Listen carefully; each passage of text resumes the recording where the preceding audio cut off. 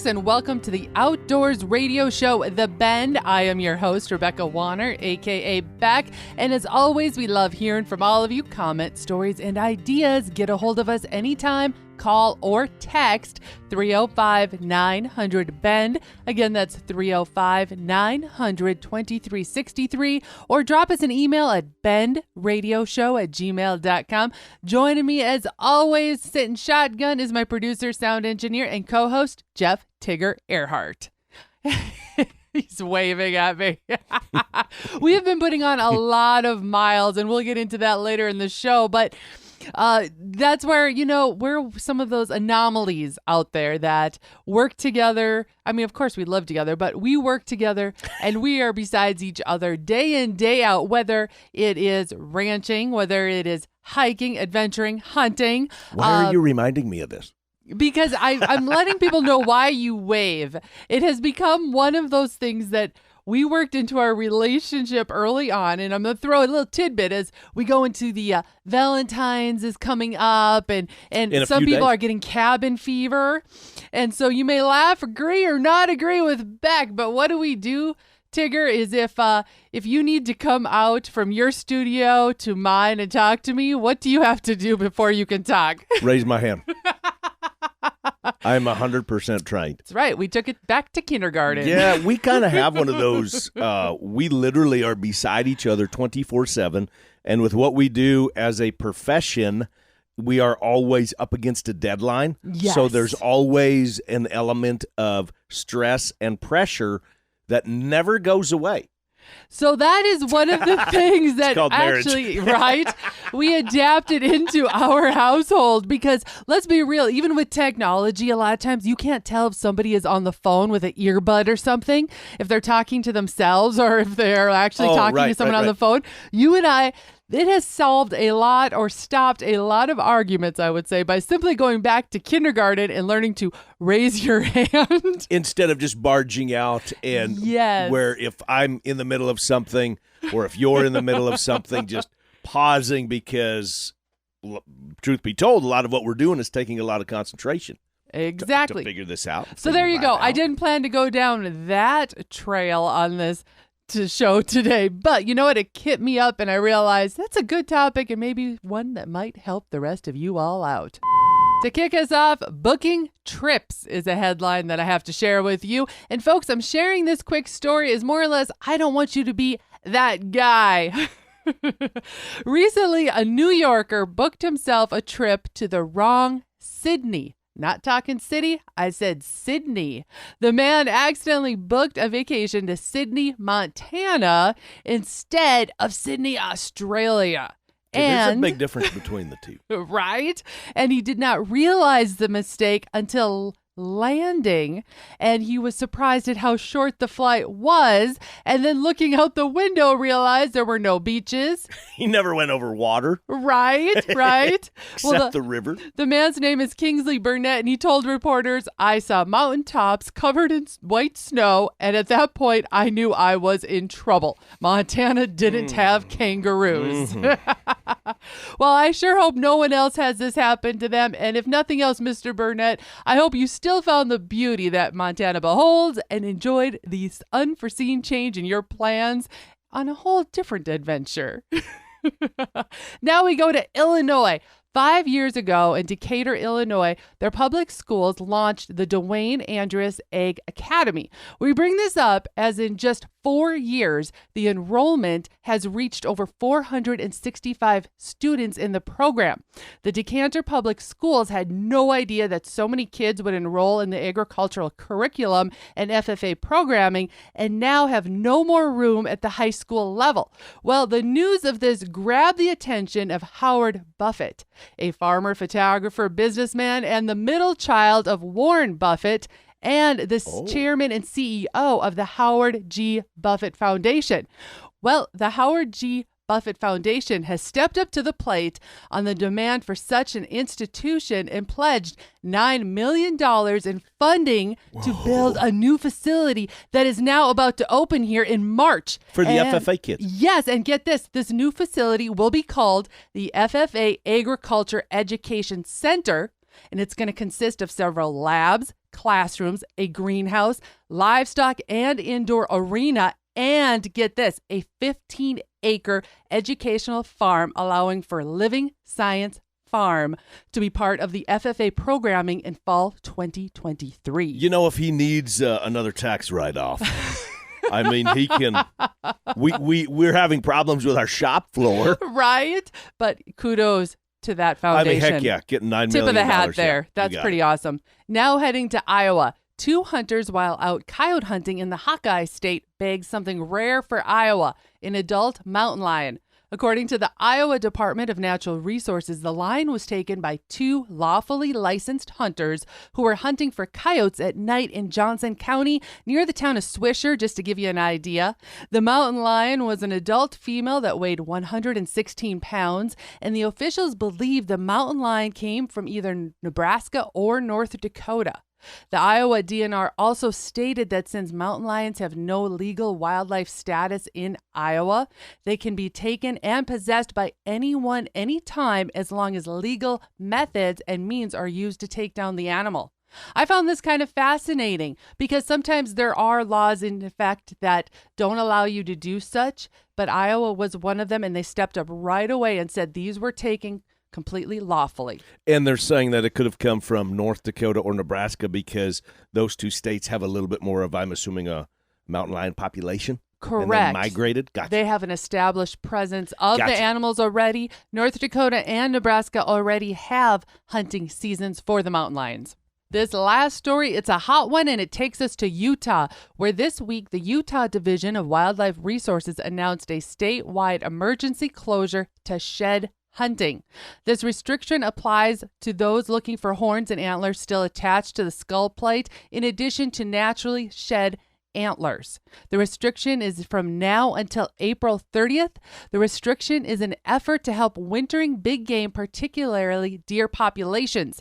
The Utah Division of Wildlife, in a news release, stated the unnecessary expenditure of energy and stress associated with disturbance, like being repeatedly followed by someone gathering shed antlers, may significantly decrease the survival rates of big game animals, particularly this winter. This comes after their department's GPS tracking has shown that extreme cold and increased snow-packed state has impacted the mule deer fawn survival rates, and they feel it may too impact the ability of adult deer to survive this winter.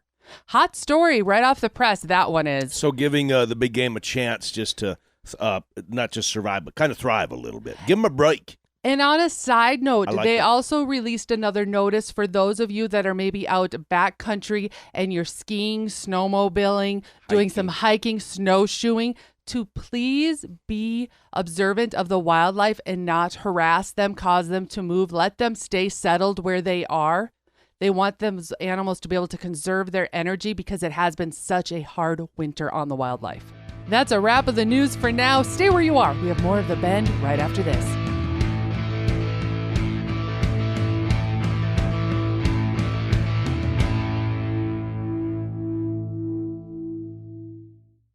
In the field, on the farm, or in the saddle, we're right there with you in your pocket, on your phone, and everywhere you go. RFD TV Now. Current ag reports, geo-targeted weather, live streaming 24/7, and our full collection of shows you love at the tip of your finger. At less than $10 a month, it's the cheapest tool on the farm. Download the app today and start watching RFD TV Now. We've all probably been in a situation where we needed to make a phone call and couldn't because we didn't have signal or reception. We couldn't get a text out, a message, nothing. It can be downright scary when it feels like we're cut off from the world and a person needs to be located, or we need to locate someone. That's where Atlas Tracks comes in. Atlas Tracks owner, Carolyn Stash. It's called Atlas Tracks. We handle GPS trackers. We recently added safety products, so life rafts and satellite phones and all marine electronics. So it's beacons, safety gear, tracking devices that I can use anywhere? No, absolutely. It's everywhere. I have personal beacons that people take hiking. I take mine skiing. Guys are taking them backcountry in Montana. So I do have people going deer hunting for days. They'll take them on their ATVs. But it's for every outdoor adventure sport needing to be located when you're out of cellular range. Head to atlastracks.com. That's tracks with an X, Atlas Tracks.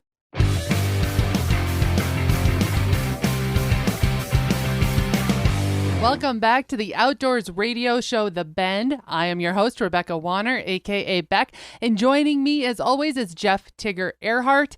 Now, he's waving his hand again, wanting to speak. No, I was just waving. Oh, I wasn't you're waving just saying that I wanted hello. to speak. Okay. All right. First thing I wanted to bring up, by the way, those of you that are planning on doing any big game hunts, specifically out west, I'm talking anywhere from Montana to Wyoming, Colorado, and New Mexico. It doesn't matter where you're heading this year. You need to start planning now. And hopefully you've not missed the boat already, because as for example, Wyoming's non-resident elk, they're already closed for applications. Their non-resident deer, sheep, and antelope, though, are still open. Here's another example. Montana, deer, elk, or big game, their combination license, that starts taking applications around March 1st, and it's only open for a month.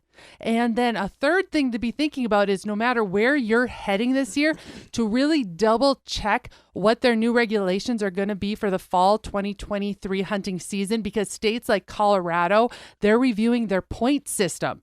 So you're just going to, I'm just being the relayer of information and reminding you if you're looking at your calendar and going, oh shoot, I hope I didn't miss the deadline. You're trying to plan. That happened to me.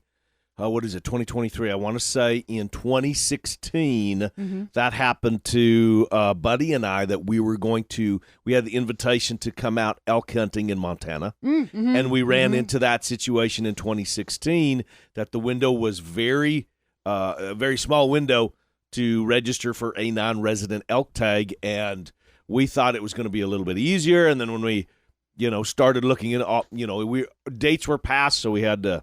Well, and the other thing that you may not be aware of, depending on what state you are from, some of these states with the big game tags, they do what I said, a point system, and it might take you a couple of years of applying before you are ever drawn for a tag. And some states are thinking about adding in an additional way to maybe buy the points to get yourself a tag a little sooner. We'll put it that way. Are you and your crew, are you going out there? I should probably know this. I mean, are you guys planning on going out there again? The plan right now is, yes, to head to Montana this fall, because Hank, one of my nephews, he will be his first youth elk hunt. So there you have it. So your brother is all over this to make sure. Well, you know what? I'm going to be double checking with him. We're gonna leave that part off. We'll text your brother to remind him on this. But I'm glad you brought that up about the youth, though. And the reason why is a couple shows back, we talked about how maybe some of your kids, or of some people new to, say, archery, hunting, fishing, might have received presents over the holidays, and now you're taking the time to teach them how to use and get them into the new sport. Right. And especially, fall is not that far away, so you're wanting to do this right away and get them into it, and we want you to be set up for success. Let me put it that way. And this even includes something like skiing or snowboarding that's going on right now, and you're thinking about maybe doing a spring break trip to somewhere to do those activities. Depending on how far you hope to take that sport, as casual as it may be, fundamentals I want to bring up again are the key. And I'm bringing this up as we touched, as I said, a few shows back. And a lot of times they get overlooked. Tigger and I'm going to take one out of your book, Tigger. You always say that you have to have a strong foundation, and that all starts with the fundamentals.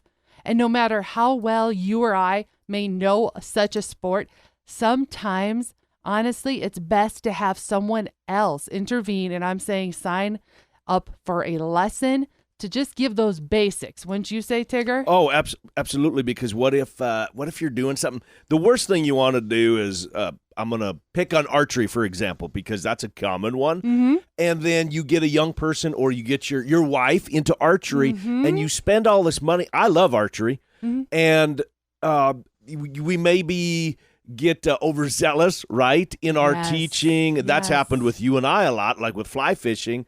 And then when you actually just try to take a few lessons from somebody else, you picked it up a lot quicker. And it kind of sets you up for success so that you wouldn't get disappointed. You were all excited. Archery is a lot like that. Everybody thinks they're going to go out and Robin Hood right away. Well, and there's no sport. Prior, right? Let's be real. There's no sport out there that you just pick it up and you know what to do. You have to have the basics in anything you do, down to even driving. Right. I mean, to break it down, that's simple. But as you said, you want to leave it as a positive start. If it's not positive, you'll have a sour taste in your mouth. And then good luck. Have good luck sharing that future fun with a loved one if you have a sour taste in your mouth. Here's another example. We just got ourselves both a new set of hunting boots, and we actually got those in January, and obviously we're not going to be wearing them for a while yet. We're thinking about fall, but we're wearing them around the house now. Yes. And getting them broke in, and we're starting to get used to, because it's a whole new boot. It's a different style than you and I have ever worn. Well, and this is the other idea and the other reason, not the idea, but the other theory of why I say the importance of taking a lesson or two from an outsider is because of the safety behind it. Sometimes we overlook, and something as simple as archery, you said the stance. It could be something as simple as not realizing that you have to break it down literally to safety purposes before you pull that string. Yes. Can I tell a story? I'm going to throw Jared under the bus, my buddy Jared. When he got into archery, that same thing, and this was my fault. I wasn't paying attention, but he was not drawing properly. Oh. And he did not, you know where I'm going with this, y'all, in the forearm. And he didn't have a forearm guard on, and I wasn't paying any attention. Partially my fault. And he quartered himself. The hair on the back of my neck is standing up, because those of you that have done that know that is pain beyond my ability to explain.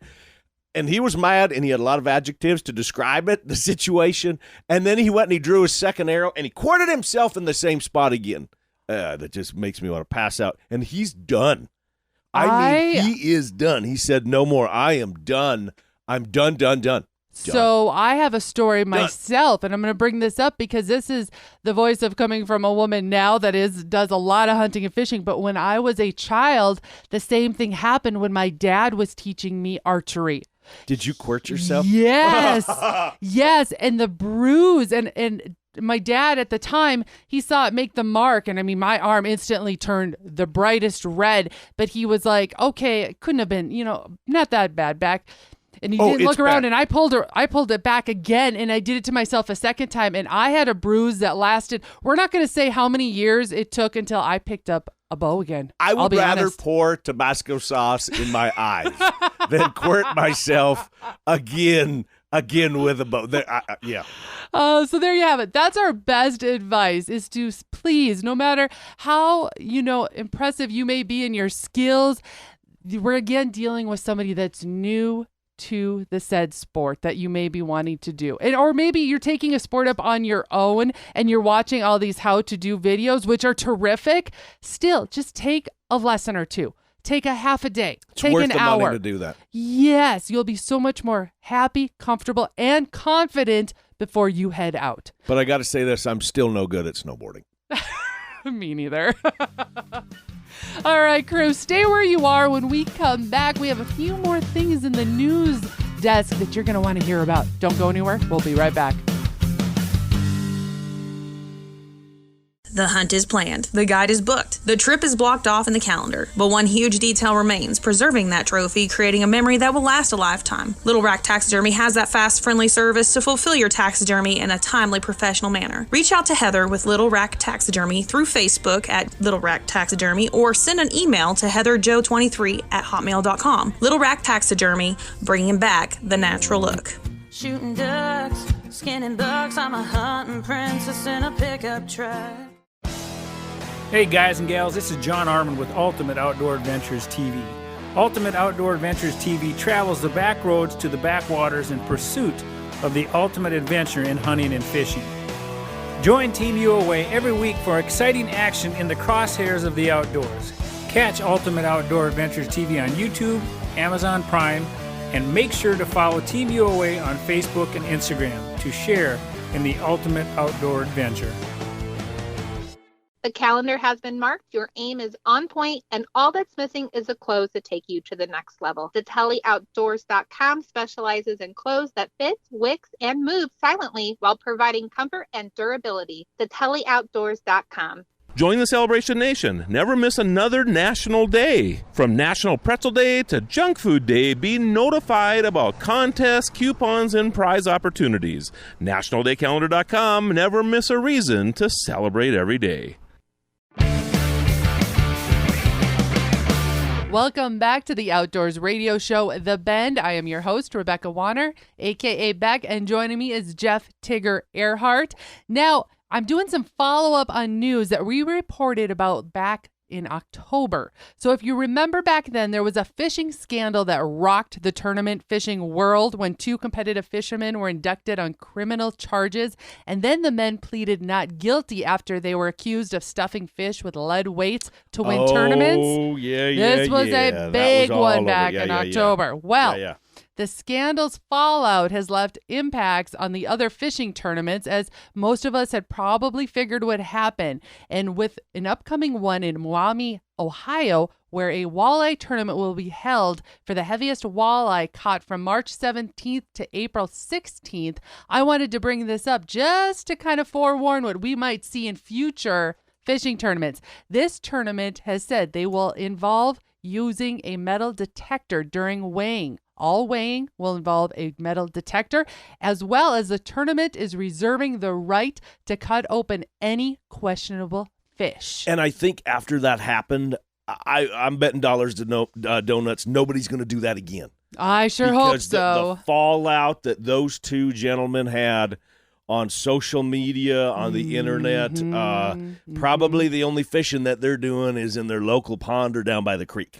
I have a feeling they're hiding under a rock somewhere. Yeah. And personally, they need to have their hunting license and privileges removed permanently. Yeah, I would agree. I would agree. So as you can imagine, we will continue to watch the angling world as the tournaments start kicking off for 2023. Now for a feel good. So we may or may not have mentioned in the beginning of the show, we did hint that we had been doing some traveling, and I wanted to bring that about. And that was, we headed down to Louisiana here the other week. Tigger and I did. To the Big Easy. That's right. We spent some time in New Orleans, and I wanted to share how awesome it was for us to venture outside of the city limits. Now, just to let you know, we weren't able to get in on any gator hunting or any of those fun exotics. It's just not that season. But what we did discover is it's blue crab season down in Louisiana. And wouldn't you say, Tigger, one of the most fun, or one of the days that we had the most fun on, sorry for the bad English there, was probably when you and I headed about 40 minutes outside of New Orleans and just joined the locals at some local diners. Yep, we weren't even really expecting that. We were going to run into that, but that's what we wanted, was to not eat at a chain restaurant, but to go and eat at kind of a smaller mom and pop. And yeah, we had Cajun food and we had Creole food and real Cajun and real Creole food. It was amazing. Oh my gosh. And the people I thought down I was a there, good cook. I'm nothing. This was fantastic. The people down there were so welcoming. One of the places we went to was the Seafood Pot, and there, the locals, they couldn't get over that we had never seen just tubs of blue crabs. And now we've all seen, snow crab at a buffet, but where we live, this wasn't crab legs. This was the whole these were thing. the whole crabs. The whole crab. So if you want to see some fun footage of us being locals down there, you'll have to check out our social media pages, because Tigger took some videos of me attempting to, I guess, how do you want to put it, de-shell my first whole crab ever. They were so good. They were delicious, but... Oh, but now we understand. You buy them by the dozen. Yeah, I wasted so much because you really got to scrape the shells. You really got to know what you're doing to get all the meat out, and I obviously did not. And of course, once the owners and the other locals found out we were not from New Orleans or Louisiana, they were over helping us, and before we know it, they had crawfish in front of us, and they were making friends. They were showing us how to do this thing, and it was a lot of fun. So I want to encourage any of you that are out and about this year making adventures, make sure you check out the local joints of where you're at? Absolutely. Yes, try that the food. mom Dive and in. pop shops. And that is all, folks. Thank you to my producer, sound engineer, co-host Jeff Tigger Erhardt. And I want to give a quick shout out to my Bend field staffers that helped out with bringing us news and topics this week. Heather Crowey from Illinois and Greg Clark from Pennsylvania. We greatly appreciate our crew. As always, know that we sure do enjoy hearing how parts of the country where you are, how they're doing. So please, we invite you to call or text in your area's field reports. That number again is 305-900-2363. Again, that's 305-900-2363. And as y'all keep making those memories, be sure to keep sending those pictures in by email to bendradioshow@gmail.com and always tagging at The Bend Show on social media. If you missed this episode or you want to hear past shows, you can find them all on the website, thebendshow.com, and be sure to subscribe on your favorite podcasting app. If you're looking to change things up for your next event, conference, awards, banquet, or rodeo, think about having us, Tigger and Beck, entertain your crowd. From MCs to event headliners, public speakers, to even, did you know this? Tigger is a PRCA Pro rodeo announcer, and we're music directors too. So there you have it. Think about having us spice up your next event. Thank you to our partners, Ditelli Outdoors, Buckstorm, Little Rack Taxidermy, Mickey's Mustard, Toxic Calls, Wablo Creek Outfitters, Atlas Tracks, RFD TV, and the Cowboy Channel. Finally, a big thanks to all of you listeners out there that came along with us. Stay where you are as we ranch it up. And remember to keep up with me, Beck, all week long by following The Bend on Facebook and on Instagram. This is Rebecca Wanner. Catch Beck if you can next week on The Bend.